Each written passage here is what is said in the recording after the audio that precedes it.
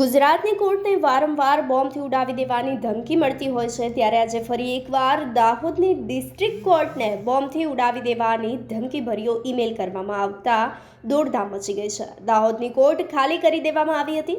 તમામ વકીલ જે છે તે કોર્ટની બહાર આવી ગયા હતા. તમામ સ્ટાફ જે છે તે કોર્ટની બહાર આવી ગયો હતો અને બોમ્બ ડિસ્પોઝલ તેમજ ડોગ સ્ક્વોડની ટીમ દ્વારા સર્ચ ઓપરેશન હાથ ધરવામાં આવ્યું હતું. તો દાહોદ પોલીસની ટીમ કોર્ટ ખાતે પહોંચી હતી.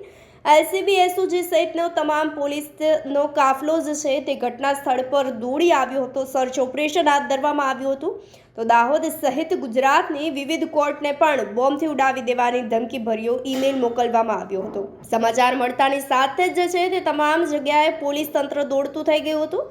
કોર્ટ બહાર જે છે તે લોકોના ટોળેટોળા એકત્ર થઈ ગયા હતા. પોલીસ બંદોબસ્ત વચ્ચે જે છે તે સર્ચ ઓપરેશન હાથ ધરવામાં આવ્યું હતું. દાહોદ કોર્ટમાં પ્રવેશબંધી કરી દેવામાં આવી હતી. તો કોર્ટ સંકુલમાં પણ ચુસ્ત પોલીસ બંદોબસ્ત વચ્ચે ચેકિંગ હાથ ધરવામાં આવ્યું હતું.